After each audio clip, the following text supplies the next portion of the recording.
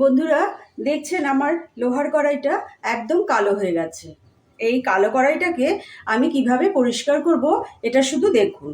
আমি হারপিক নিয়ে নিয়েছি, এই যে হারপিক নিয়ে নিয়েছি। হারপিক নিয়ে আমি পুরো কড়াইটার মধ্যে দিয়ে দিলাম। হারপিক কিন্তু কোনো খারাপ না। হ্যাঁ, আপনারা যদি দোকানেও কড়াই বা কোনো কিছু পরিষ্কার করতে দিন তাহলেও কিন্তু ওরা হারপিক দিয়েই করে। এবার দেখুন হারপিকটা যেখানে যেখানে লাগাচ্ছি সেখানে কিন্তু পরিষ্কার হয়ে যাচ্ছে। এই দেখুন কতটাই পরিষ্কার হয়ে যাচ্ছে। এবার আমি এই যে একটা ছেঁড়া স্কচ ব্রাইট আছে, স্কচ ব্রাইট আর এই লোহাটা দিয়ে আমি সুন্দর করে ঘষে দেবো। দেখুন লাগানোর সঙ্গে সঙ্গেই আমার এটা পরিষ্কার হয়ে যাচ্ছে। অনেক দিন ধরে কড়াইটা আমার পড়েছিল, কিছু একটা জিনিস বানিয়েছিলাম সেটাতে তেল লেগে একদম কালো হয়ে গেছে। হ্যাঁ, এই দেখুন একদম পরিষ্কার হয়ে গেল, চকচকে করে দেবো আমি একদম, বুঝতেই পারবেন না যে এত কালো ছিল। হাতলগুলোও পরিষ্কার হয়ে যাবে, সবই পরিষ্কার হয়ে যাবে।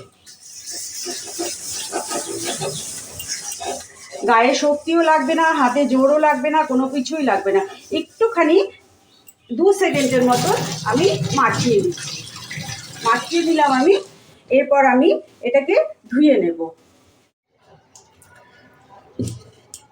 এরপর আমি এই যে দেখুন এটা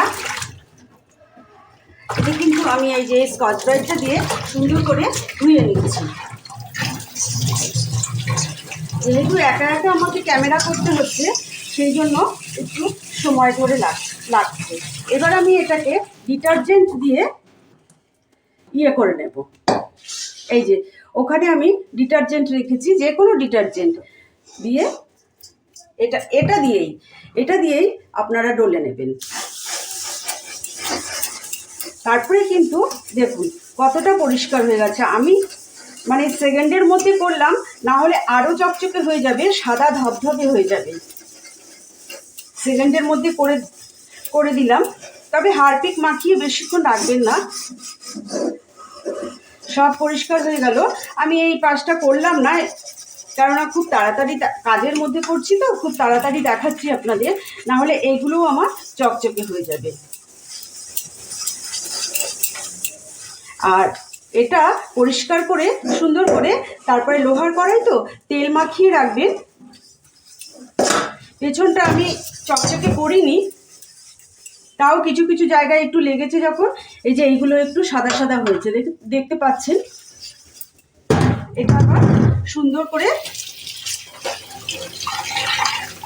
ধুয়ে দিচ্ছি। দাঁড়ান, আপনারা ক্যামেরাটা দেখতে পাচ্ছেন না, এই যে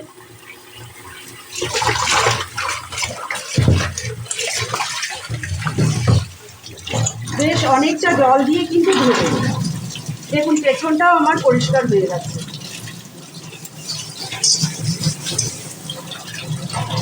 যতটা ডলবেন ততটাই পরিষ্কার হয়ে যাবে কিন্তু। এবার এটাকে ভালো করে মুছে সুন্দর করে সর্ষের তেল লাগিয়ে রাখবেন। সর্ষের তেল লাগিয়ে রোদে রেখে দেবেন, কোনো অসুবিধে নেই।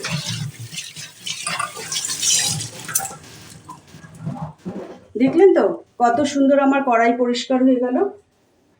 এইরকম করে আপনারাও বাড়িতে পরিষ্কার করবেন।